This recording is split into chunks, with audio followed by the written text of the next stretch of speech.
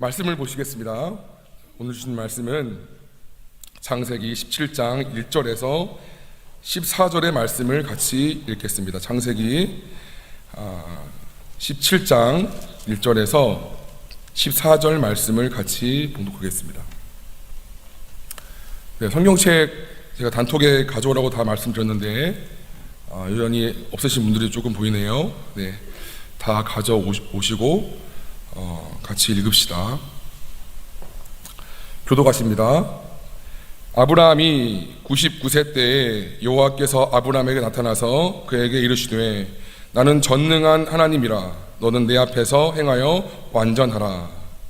내가 내 언약을 나와 너 사이에 두어 너를 크게 번성하게 하리라 하시니 아브라함이 엎드렸더니 하나님이 또 그에게 말씀하여 이르시되 보라 내 언약이 너와 함께 있으니 너는 여러 민족의 아버지가 될지라. 이제 후로는 내 이름을 아브람이라 하지 아니하고 아브라함이라 하리니 이는 내가 너를 여러 민족의 아버지가 되게 함이니라. 내가 너로 심히 번성하게 하리니 내가 내게서 민족들이 나게 하며 왕들이 내게로부터 나오리라. 내가 내 언약을 나와 너 및 내 대대 후손 사이에 세워서 영원한 언약을 삼고 너와 내 후손의 하나님이 되리라. 내가 너와 내 후손에게 내가 거류하는 이 땅 곧 가나안 온 땅을 주어 영원한 기업이 되게 하고 나는 그들의 하나님이 되리라. 하나님이 또 아브라함에게 이르시되 그런즉 너는 내 언약을 지키고 내 후손도 대대로 지키라. 너희 중 남자는 다 할례를 받으라. 이것이 나와 너희와 너희 후손 사이에 지킬 내 언약이니라. 너희는 포피를 베어라. 이것이 나와 너희 사이에 언약의 표징이니라. 너희의 대대로 모든 남자는 집에서 난 자나 또는 너희 자손이 아니라 이방 사람에게서 돈으로 산 자를 막론하고 난 지 8일 만에 할례를 받을 것이라. 너희 집에서 난 자든지 너희 돈으로 산 자든지 할례를 받아야 하리니 이에 내 언약이 너희 살에 있어 영원한 언약이 되려니와 합독하시겠습니다. 할례를 받지 아니한 남자 곧 그 포피를 베지 아니한 자는 백성 중에서 끊어지리니 그가 내 언약을 배반하였음이니라. 아멘. 조급해한다고 되나 예수 안에 있어야 되지, 조급해한다고 되나 예수 안에 있어야 되지라는 제목으로 하나님 말씀 증거하겠습니다. 본문을 17장을 잡았는데요. 사실은 제가 12장부터 오늘은 쭉 아브라함 이야기를 할 계획입니다. 우리가 지난주 말씀 그 11장을 통해서 창세기 바벨론 사건을 보았지요. 홍수 이후에 모든 인류가 다 죽게 되었고 다시 리셋되었습니다. 하지만 다시 인구가 늘어나면서 점점점 죄악도 다시 번성했습니다. 왜냐하면 악은 단지 그 확산이 늦추어진 것이지 소멸된 것이 아니었기 때문이었습니다. 다시 죄악이 관영할 때에 하나님은 바벨의 나라가 아니라 하나님이 통치하시는 하나님의 나라를 세우시기 위하여서 한 사람을 택하시는데 그 사람이 오늘 본문의 주인공인 아브람입니다. 아담의 10대 손이 노아이고 노아의 10대 손이 아브람입니다. 그리고 아브람부터 14대 손이 다윗이고 다윗부터 14대가 되었을 때 이스라엘이 멸망해서 바벨론을 끌려가지요. 그때부터 또 14대가 되어서 예수님께서 탄생하십니다. 세상은 혼돈스럽고 악은 번성하는 것처럼 보이고 내 삶은 엎치락 뒤치락 문제투성인 것 같고 당장 앞길은 보이지 않는다 할지라도 하나님의 섭리는 이렇듯 조금도 오차가 없는 것을 믿으시기 바랍니다. 코로나로 인하여서 많이 힘들고 어렵고 여러 가지 많은 그런 어려움들이 있지만 여전히 하나님께서 정확히 당신의 계획 따라 메시아를 보내시는 것처럼 우리의 삶도 그렇게 이끄시는 것을 절대로 의심하시지 말기를 바랍니다. 그런 여러분 앞에 보이지 않는 것 같아도, 길이 보이지 않는 것 같아도 너무 두려워하지 마십시오. 하나님은 내 생각보다 크신 분이십니다. 바벨탑 사건 이후에 하나님이 때가 되면 이렇게 아브라함에게 말씀하십니다. 우리 성경을 좀 펴보겠습니다. 앞장으로 가서 창세기 12장 1절 말씀을 다 같이 읽겠습니다. 창세기 12장 1절입니다. 시작. 여호와께서 아브라함에게 이르시되 너는 너의 고향과 친척과 아버지의 집을 떠나 내가 내게 보여줄 땅으로 가라. 그 다음 절도 같이 읽겠습니다. 내가 너로 큰 민족을 이루고 내게 복을 주어 내 이름을 창대하게 하리니 너는 복이 될지라. 하나님이 어느 날 아브람이라는 사람에게 말씀하십니다. 아브람은 당시 갈대아인의 우루라는 그 시티에서 살았습니다. 근데 이 지역은 메소포타미아 지역으로 바벨탑이 세워졌던 당시 최고의 문명이 있던 곳이었습니다. 하지만 하나님은 없었던 곳이지요. 문명은 기술이 있고 기술은 부를 동반하며 부는 권력을 갖고 오지요. 그리고 아브라함이 있던 고향과 친척과 아버지의 집으로 대표되는 사회적 인맥과 또 그런 기회 보장들은 아마 아브라함에게 성공할 수 있는 주요한 요소가 될 수도 있었을 것 같습니다.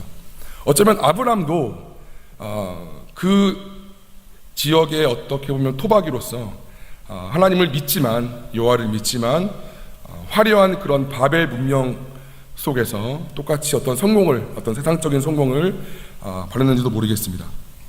하지만 마치 잔잔한 호수에 돌을 탁 던지면 파장이 일는 것처럼 하나님은 아브라함의 그 평온한 삶 가운데 불편한 말씀을 하십니다. 네 고향과 친척과 아버지 집을 떠나 내가 내게 지시할 그 보여줄 땅으로 가라라는 이렇게 띵모는 말씀을 하시는 것입니다. 그리고 성경은 4절을 보면 75세라는 적지 않은 나이에도 제가 말씀드리지요. 이에 아브람이 여호와의 말씀을 따라갔고 롯도 그와 함께 갔으며 아브람이 하란을 떠날 때에 75세였더라. 75세면 지금도 물론 적지 않은 나이지만 그때도 그렇게 적지 않은 나이였습니다. 그런데 그 모든 것들을 내려두고 하나님께서 떠나라고 지금 말씀하시는 것입니다. 따라갔다라는 표현을 우리가 본다면 좀 익숙한 구절이 떠오를 것 같은데요. 바로 신약에서 예수님께서 공생을 시작하신 이후에 제자들을 부르시는 장면이 저는 떠올랐습니다. 말씀 묵상하는 것 중에서요. 말씀을 다 같이 보시겠습니다. 마태복음 4장 18절 20절의 말씀입니다. 이 말씀을 제가 시간 관계상 PPT에 띄웠습니다. 앞에 있으니까 같이 말씀을 보시겠습니다. 시작. 갈릴리 해변에 다니시다가 두 형제 곧 베드로라 하는 시몬과 그의 형제 안드레가 바다에 그물 던지는 것을 보시니 그들은 어부라. 말씀하시되 나를 따라오라. 내가 너희를 사람을 낚는 어부가 되게 하리라 하시니 그들이 곧 그물을 버려두고 예수를 따르니라. 그들 베드로와 안드레 형제지요. 그물을 버려두고 예수를 따랐다라고 되어 있습니다. 그 밑에 구절인 4장 22절을 제가 말씀드리겠습니다. 예수님의 부르심을 받은 그 안드레와 야고보도 같은 반응을 보입니다. 그들이 곧 배와 아버지를 버려두고 예수를 따르니라. 그물, 배, 아버지, 이것은 그들의 삶의 기반이었지요. 그리고 이것은 자신의 전문성이 있는, 자신을 먹여 살려줄 수 있는 도구들이었습니다. 하지만 제자들은 예수님의 부르심에 그 즉시 곧 지체하지 않고 바로 그 모든 것들, 심지어 아버지까지도 뒤에 버려두고 따라갔다라고 되어 있습니다. 마치 수천 년 전 자신들의 조상인 아브라함이 여호와의 말씀을 따라갔던 것처럼 여호와의 하나님의 말씀인 예수님을 따라갔던 제자들의 모습이었습니다. 여호와께서 아브라함에게 되게 흥분되는 말씀을 주셨어요. 너는 복이 될 거야. 너는 창대하게 될 거야. 너는 크게 될 거야. 너에게서 민족이 나눌 거야. 사실은 우리는 그냥 듣지만 어마어마한 축복의 말씀이지요. 한 사람이 참으로 감당하기에 벅찰 만큼 아브라함은 이 뜻이 뭔지도 잘 몰랐을 것입니다. 그만큼 굉장한 큰 축복의 말씀이었습니다. 마찬가지로 제자들에게 예수님 말씀하시지요. 네가 이제는 어부가 아니라 영혼을 낚는, 생명을 낚는, 사람을 낚는 어부가 될 것이다. 심지어 더 나아가서 베드로에게는 마태복음 16장 18절에서 이렇게 말씀하세요. 시몬아, 너는 베드로인데 베드로는 곧 반석이야. 내가 너 위에, 그 반석 위에 나의 교회를 세울 것이며 음부가 너를 침몰하지 못할 것이며 내가 너에게 천국 열쇠를 줄 것이야. 어마어마한 약속입니다. 한 개인에게 내가, 예수님이 친히 너 위에 나의 처치를, 나의 교회를 세울 것이고 내가 너에게 천국 열쇠를 줄 것인데 네가 몇몇 매일 것이고 네가 분명 풀릴 것이다. 어마어마한 약속의 말씀이었어요. 축복의 말씀이었어요. 일방적인 언약이었어요.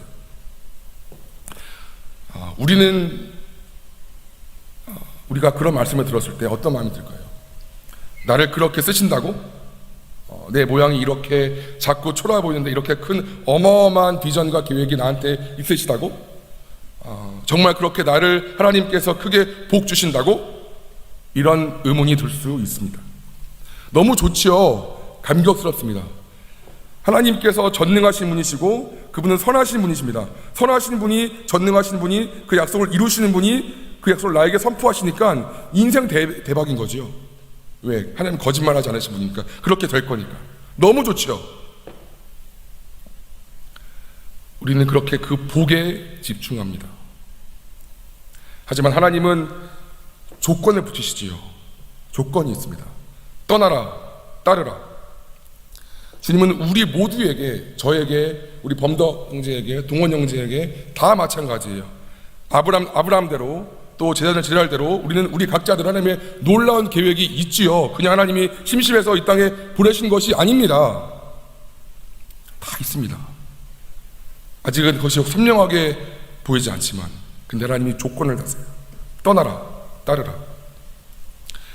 주님은 우리 모두에게 각자에 맞는 비전을 제시하시지만, 그걸 선포하시지만, 한편으로는 또 그에 맞는 믿음을 요구하신다는 것을 기억해야 합니다.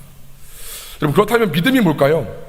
믿음, 단순하게 믿음은 많은 정의가 있겠지만 떠나고 따르는 것입니다. 여러분, 그 이스라엘 민족이 출애굽한 이후에 근 40년을 광야를 돌지요. 그냥 어떻게 보면 아무 의미 없이 그냥 광야를 돕니다. 그 긴 시간 동안 그들이 뭘 배웠을까요? 나라를 세우기 위한 행정력, 가나안 땅에 들어가기 위해서 싸워야 될 군사력, 아니면 어떤 그 수백만의 인구를 잘 조직하기 위한 어떤 조직력, 그들은 그런 것들을 배우지 않았습니다. 조금 더 엄밀히 얘기하면 하나님께서 그런 것들을 굳이 가르치시지 않으셨습니다. 그들이 그 40년 동안 한 거는 여호와의 구름이 떠오르면 여호와와 함께 진군하고 여호와의 구름이 서면 쓰는 것, 이것만 배웠습니다. 주구장창. 그 광야에서 이들이 배운 것은 하나님이 가면 가고 하나님이 서면 서는 것, 다시 말해서 하나님을 신뢰하는 법, 하나님을 믿는 법을 배웠습니다. 이것이 그들이 배운 전부라는 거예요. 어디로 갈지 모르고 또 언제 하나님이 출발할지도 모르지만 하나님이 보여주신 그냥 그대로 가고 서는 것들을 이들은 그 긴 시간 동안 배웠습니다. 아브라함 말씀하시죠. 아브라함에게 너는 너의 고향과 친척과 아버지의 집을 떠나 내가 내게 보여줄 땅으로 가라. 보여줄 땅으로 가라. 보여준 땅 아닌 거고요. 지시한 땅 아닌 거고요. 보여줄 땅이에요. NIV는 The land that I will show라고 했어요. 내가 너에게 보여줄 땅, 아직 보여주신 것이 아니에요. 되게 말이 안 맞잖아요. 가라 했는데 보여준 땅이 아니에요. 뭔가 앞뒤가 안 맞죠. 하나님은 그렇게 지금 말씀하시는 것입니다. 우리는 여러분 한번 우리 삶을 돌아볼까요? 우리는 항상, 저도 마찬가지고요, 어떤 하나님께 어떤 청사진을 다 요구해요. 선명히 보여진 사진이 우리 가운데 보여지기를 원해요. 하나님의 계획을 알고 가기를 원해요. 주여 뜻이 무엇입니까? 하나님 어디로 가야 됩니까? 묻는 것 좋은 태도입니다. 잘하는 겁니다. 하지만 완벽하게 선명하게 보여지기를 원해요. 그럴 수밖에 없는 것이, 어떻게 보면 우리는 초등학교 나오잖아요. 그럼 다음 코스가 예비돼 있어요. 중학교. 그 다음 코스 뭐예요? 고등학교. 그 다음 코스 뭐예요? 의뢰대학교. 대학 나와서 이제 방황하는 거죠. 어떻게 해야 되지? 뭐 해야 되지? 대학원 가야 되나? 우리는 그동안 그렇게 크게 고민 없이 보여진 그 사진, 그 청사진 내에서 달렸단 말이에요. 근데 어느 날 갑자기 당황하죠. 앞에 보여진 것이 없고 내가 선택을 해야 되니까. 그리고 그것이 더군다나 내 고향과 아버지와 그 친척과 아버지로 대표되는 나의 그 모든 기득권, 힘, 익숙함들을 내려놓는 것이라면 더 그 요구는 강해질 수밖에 없습니다. 내가 너를 큰 민족으로 이룰 거야, 내가 너를 정말 쓸 거라는 어마어마한 약속이 있음에도 불구하고 우리는 우리의 인생이 잘못될까 봐, 우리가 인생이 망할까 봐 염려스러우니까, 불안하니까 발을 떼지를 못합니다. 놀라운 축복인 줄 알지요. 나에 대한 복인 줄 알지요. 근데 발을 떼야 되거든. 근데 불안해서 발을 못 떼는 거예요. 왜? 내가 들은 것도 없고 가라긴 가라는데 어디 갈지 모르겠고. 그래서 많은 청년들이 특별히 요 시점에는 더더욱더 불안하는 것 같습니다. 그러나 하나님은 우리가 백날 기도하고 금식해도 완벽한 청사진을 보여주시지 않습니다. 여러분 잘 기억하세요. 하나님 아무리 기도해도 완벽한 사진을 보여주지 않습니다. 왜? 그것은 믿음이 아니기 때문입니다. 그것은 믿음이 아니기 때문입니다. 대신 하나님은 나침판을 주십니다. 광야 같은 인생, 사막 같은 인생에 정작 필요한 건 청사진보다 나침판입니다. 사막에 바람 한번 세게 불면 지형이 바뀌지요. 산이 있다가도 없고 있다가도 있습니다. 그때 청사진은 큰 의미가 없습니다. 우리네 광야 같은 삶 엎치락 뒤치락 하지요. 문제 있고 없고 하지요. 이럴 때 우리에게 필요한 건 나침판입니다. 지형이 바뀐다 할지라도 내가 업되고 다운되고 관계없이 그 방향을 알려주는 나침판이 당장 눈에 보이지 않는다 할지라도 훨씬 더 중요하다는 것입니다. 그리고 이 나침판은 여러분 아시다시피 내가 가만히 있으면 아무런 작동도 하지 않아요. 내가 발을 뛸 때 나침반이 기던 아니던 움직입니다. 근데 우리는 다 나침반 가지고 벌벌 떨고 있어요. 청사진 갖고 떨고 있어요. 그러면서 우리가 쓸 수 있는 자원, 그것이 뭐 내 부모의 백이던 돈이던 내 인맥이던, 주를 믿는다고 말하지만 내 고향과 아버지와 친척을 여전히 붙잡고 믿음인 척하고 있습니다. 저도 마찬가지예요. 신년 들어갈 때, 면접 볼 때 어디 선배들한테 어디 뭐 아는 사람 없냐, 믿음 아니지요. 어떻게 보면 그것도. 여러분의 고향과 친척과 아버지의 집은 무엇입니까? 하나님이 여러분의 삶 속에서 계속 떠나라고 말씀하시는 그 영역과 자리는 무엇입니까? 그것이 죄든 그것이 내가 의지하는 그 무엇이든 계속 마음에 부담감을 주시는데 내가 불안해서, 그것이 내 경험이에요? 내 뭐 학위예요? 그것이 무엇이든 우리는 매일 매 순간 나의 나침반이 되어주시고자 하시는 하나님의 음성을 듣고 있습니까? 하나님 보여주시지 않으세요. 들려주시지. 행여라도 그 음성은 전혀 관심도 없으면서, 전혀 그분의 마음은 관심도 없으면서 이 땅에서의 복과 행복만을 구하는 것은 아닙니까? 날 향한 네가 복이 될 거야 라는 그 복에만 집중하는 것은 아닙니까? 그러면 안 돼요, 여러분. 물론 하나님께서 결국 이루실 것이지만 하나님 기뻐하시지 않습니다. 하나님 우리한테 요구하세요. 떠날 것을. 여러분의 그 고향과 친척과 아버지의 집에서. 하나님께서 광야 40년 동안 이스라엘에게 믿음의 훈련만 시키신 것은, 믿음이 있다면 그 외적인 것들, 이스라엘의 경제력, 군사력, 행정력, 자원, 인맥, 기회, 성공, 부, 영토, 그 모든 것은 하나님 자신이 친히 이루어 주시기 때문입니다.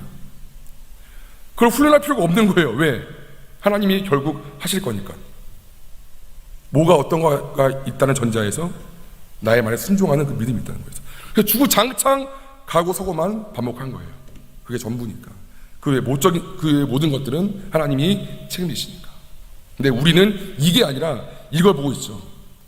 중요하지 않다는 것이 아닌 것보다도 정작 우리한테 있어야 할 것들, 더욱더 이 청년의 때에 우리 마음에 있을 것들을 우리는 놓친다는 거예요. 우리가 믿음과 순종을 드릴 때 하나님은 우리 인생에 필요한 모든 것을 책임지시는 분이라는 것을 꼭 기억하시기 바랍니다. 이게 여러분 믿어져야 돼요.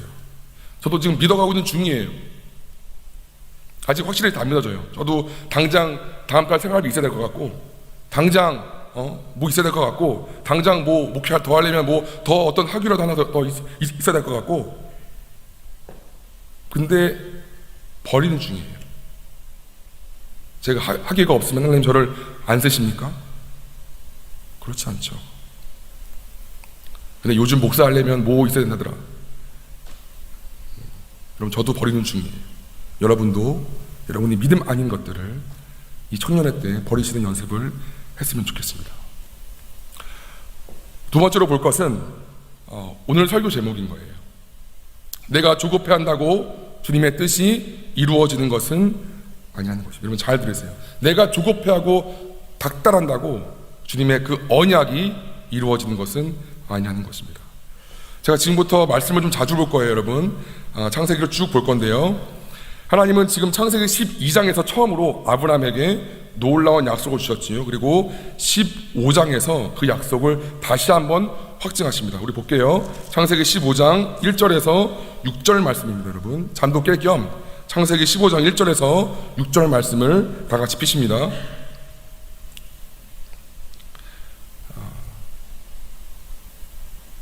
여러분 같이 읽겠습니다. 시작. 이후에 여호와의 말씀이 환상 중에 아브라함에게 임하여 이르시되 아브라함아 두려워하지 말라. 나는 내 방패요 너의 지극히 큰 상급이니라. 아브라함이 이르되 주 여호와여 무엇을 내게 주시려 하나이까. 나는 자식이 없사오니 나의 상속자는 이 다메섹 사람 엘리에셀이니이다. 아브라함이 또 이르되 주께서 내게 씨를 주지 아니하셨으니 내 집에서 길린 자가 내 상속자가 될 것이니이다. 여호와의 말씀이 그에게 임하여 이르시되 그 사람이 내 상속자가 아니라 내 몸에서 날 자가 내 상속자가 되리라 하시고 그를 이끌고 밖으로 나가 이르시되 하늘을 우러러 무뼈를 셀 수 있나 보라. 또 그에게 이르시되 내 자손이 이와 같으리라. 아브라함이 여호와를 믿으니 여호와께서 이를 그의 의로 여기시고. 아브라함이 75세 때 그 비전을 받았지요. 이 15장은 정확히 몇 세인지는 모르겠습니다. 하나님 근데 한 번 더 말씀하세요. 내가 너로 하여금 큰 민족을 이룰 것이야. 이렇게 무뼈를 봐라, 하늘을 봐라. 어마어마했겠지요. 그 맑은 날씨에 이렇게 말하실 거예요. 그리고 하나님 그걸 약속하시기 위해서 제가 시간상 다 아니겠지만 15절 후반부를 보면 당시 고대 근동에서 언약을 체결할 때 관습을 하나님이 자신에게 적용하십니다. 뭐냐면 동물 반으로 쪼개는 거예요. 그리고 그 사이를 지나갑니다. 이건 뭐냐면 내가 이 약속을 지키지 않으면 나도 이러한 동물처럼 내가 죽임을 당할 거예요. 한마디로 내 목숨 걸고 이 약속을 지킨다. 지금 이 얘기하는 거예요. 그런데 하나님께서 아브라함에 그렇게 재물들을 쪼개어서 두라고 말씀하시고 밤에 횃불의 모양으로 나타나셔서 그 사이를 지나가십니다. 하나님이 한낱 인간에게 하나님이 내 생명 걸고 내가 너에게 한 말 지킬 거야. 내 피를 걸고 이 약속을 지킬 거야. 지금 이 말씀하시죠. 어마어마한 약속인 거예요. 하나님이 한낱 그 인간에게 창조주께서 내 목숨 걸고 내가 너한테 이거 진짜 약속한다. 지금 이 말씀하시는 거예요. 굉장한 약속이죠. 그러면 믿어 의심치 않는 것이 마땅합니다. 정상적인 사람이라면 그렇게 확실한 당시 문화 속에서 볼 수 있는 확실한 언약의 체결이면 마음 놓고 있어야지요. 하나님이 하실 거예요. 근데 16장을 봅니다. 16장 1절과 2절을 다 같이 보시겠습니다. 시작. 아브라함의 아내 사레는 출산하지 못하였고 그에게 한 여종이 있으니 애굽 사람이요 이름은 하갈이라. 사레가 아브라함에게 이르되 여호와께서 내 출산을 허락하지 아니하셨으니 원하건대 내 여종에게 들어가라. 내가 혹 그로 말미암아 자녀를 얻을까 하노라 하매 아브라함이 사레의 말을 들은지라. 하나님은 지금 아내 사례를 통해서 약속의 자녀를 주겠다고 말씀하셨어요. 근데 아브라함은 아내의 말에 동의한 거죠. 계속 아이가 안 생기니까 여보 나는 아닌 것 같아. 그러면 내 종 이집트 종 그 여인을 당신한테 보낼 테니 한마디로 씨바지를 해서 당신의 자손을 일하는 거예요. 그것도 당신의 자손이니까 맞는 거잖아. 아브라함이 그렇구나 라고 동의해서 지금 하나님 원하지 않는 방법이 지금 이루어지는 거예요. 그렇다면 아브라함과 사례는 왜 이런 믿음과 반대되어진 행동을 했을까요? 우리는 3절에서 그 단서를 볼 수 있습니다. 다 같이 보시겠습니다. 시작. 아브라함의 아내 사레가 그 여종 애굽 사람 하갈을 데려다가 그 남편 아브라함에게 첩으로 준 때에는 아브라함이 가나안 땅에 거주한 지 10년 후였더라. 이게 중요해요. 아브라함이 가나안 땅에 거주한 지 10년 후였더라. 믿음이 있었지요. 분명 그랬어요. 처음에는 아브라함이. 그리고 하나님의 그 확실한 언약 체결 속에서 더 있었을 것 같아요. 근데 아브라함 나이가 85세, 다시 말해서 75세에 왔으니까 가나안 땅에 온 지 10년 후가 되니 이들의 믿음이 떨어지게 됐습니다. 왜 그랬을까요?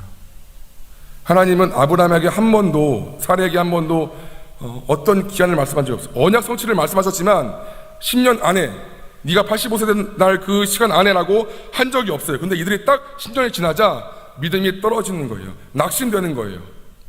10년은 이들이 스스로, 하나님이 아닌 스스로 임의로 정한 이들의 마지노선, 언약 성취의 마지노선이었던 것이죠. 우리도 마찬가지예요. 하나님 저 직장 취업하게 해주겠다고 약속하셨지요. 그러면서 스스로 30살까지 정합니다. 하나님 그걸 말씀한 적 없어요.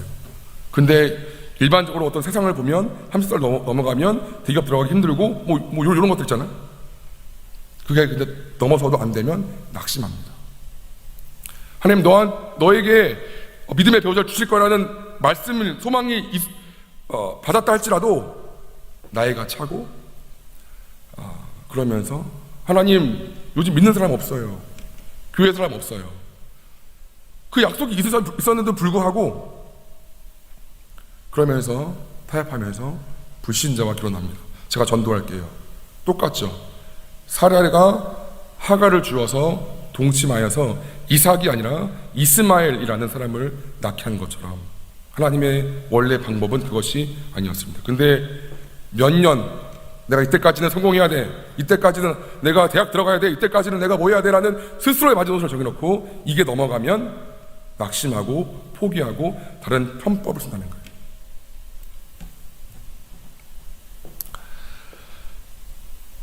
하나님은 근데 여러분 절대로 우리 스스로 정한 기한을 거의 잘 맞춰주지 않습니다. 제가 25살, 30살이라고 정하면 거의 그걸 넘어서 맞춰주세요. 왜냐하면 하나님은 우리의 믿음을 달아보시려고 하기 때문입니다. 계속해서 우리의 믿음을 요구하시는 거예요. 그리고 하나님이 아니라 내가 했다, 내가 노력해서 내가 찾아서 했다고 그 자기 의에 빠질까봐 내가 정말 낙심하고 아유 이제 더 못하겠다라고 할 그때 하나님이 준다는 거예요. 마치 물에 빠진 사람을 그냥 건지지 않고 힘이 다 빠져서 이렇게 넉다운을 붕 떴을 때 그때 가서 구하는 것처럼 내가 스스로 언약을 성취하려는 그 스스로 자기 방법, 자기 기한, 그 모든 힘이 다운되었을 때 그때 하나님 역사하신다는 거예요. 왜? 그래야 네가 한 것이 아니라 내가 했다 라는 것을 우리가 알기 때문에.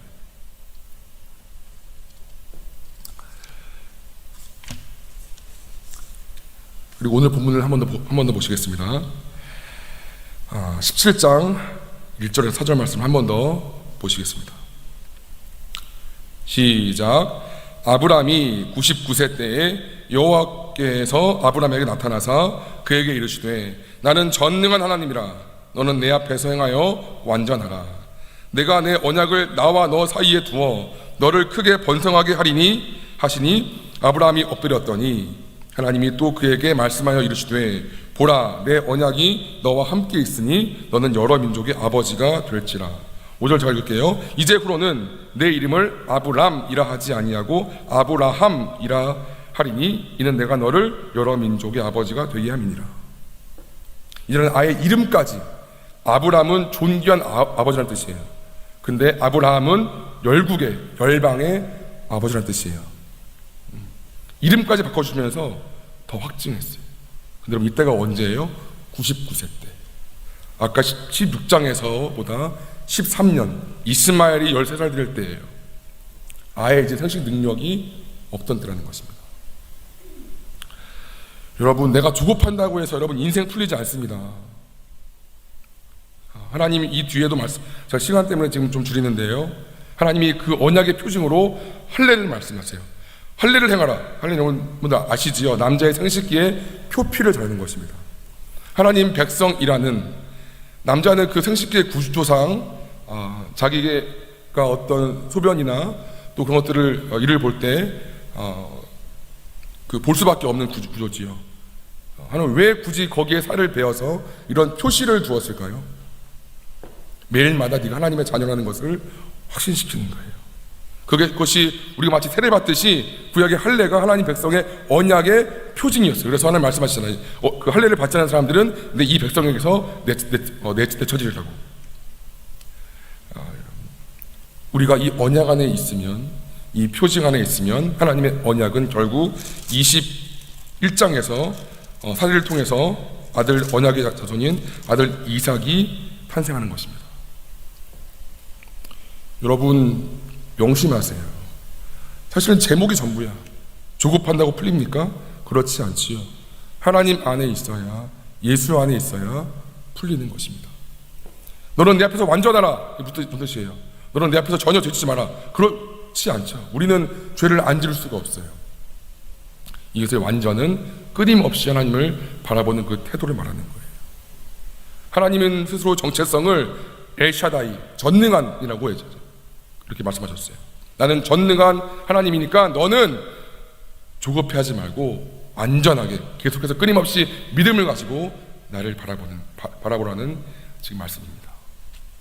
여러분이 놓치지 말아야 할 것은 이런 아브라함에게 말씀하신 하나님의 그 명령이에요. 여러분들이 할 거 많죠.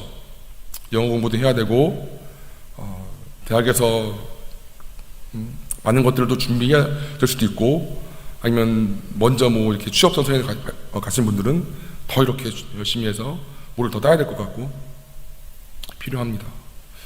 하지만 여러분, 정말 하나님이 그 여러분을 향한 계획을 이루는 것은 여러분이 예수 안에 있을 때, 여러분이 예수 안에 있을 때라고.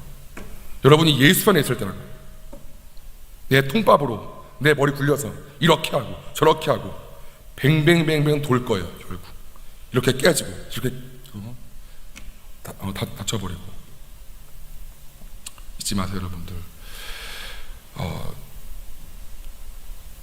제가 군 장교 제대할 때에 생명보험 그런 신입사원 영입하시는 분들이 이렇게 왔거든요. 이제 주로 장교들 대상으로 많이 와요. 어떤 인맥도 있고 이렇게 그런 부분들이 돼 있으니까. 근데 그 신입사원 하시는 영업하시는 분이 3.1절을 말하는 거예요. 3.1절이 뭔 건지 알고 있나. 31살 때까지 제대로 직장을 못 구하면 인생이 절단된다, 이런 표현을 쓰더라고요. 그러니까 제가 되게 두려워지는 거예요. 나는 나이가 이제 30이고 제대하면 31살이고 취업해야 되는데 인생 절단 나겠네, 이런 두려움이 순간 들더라고요. 여러분, 제가 나와 보니까 이 인생은 절단되지 않습니다. 물론 세상의 그런 흐름에 맞춰서 준비할 것도 있겠지만, 세상이 말하는 그 기준점에 여러분들의 마음을 빼앗기지 말았으면 좋겠습니다. 우리의 기준은 하나님의 말씀인 거예요. 하나님의 나침반인 거예요. 무엇이 중요한디? 무엇이 중요한디? 잊지 마세요, 여러분들. 여러분의 삶을 노력하고 준비하되 결국 그 언약을, 네가 복이 되리라, 네가 창작이 될 것이다, 이 어마어마한 여러분과 저의 언약을 이루시는 분은 하나님이시라는 거 잊지 마세요. 하나님이 되게 하셔야 되는 것이고, 하나님이 풀어주셔야 푸는 것입니다. 근데 지금 어디를 보고 어떤 것을 지금 하는 것입니까? 아브라함처럼 믿을 때 믿고 떠날 때 떠나고 매일마다 하나님 나침판 되어주시는 하나님의 그 음성을 듣기 위해서 애쓰는 우리 모두가 되었으면 참 좋겠습니다. 그러면 될 것 같아요. 하나님의 음성을 듣는 것, 그분이 순간순간 나에게 원하시는 것을 행할 수 있는 민감성, 알면서 순종할 수 있는 그 순발력. 그러면 그분이 결국 어느 때가 되면, 어느 시간이 지나면 어느새 우리도 모르게 그분이 원하시는 자리에 우리가 있을 것입니다. 그것이 저는 믿음인 것 같습니다. 그러한 은혜가 우리 모두에게, 저에게 있기를 간절히 소원합니다. 아멘.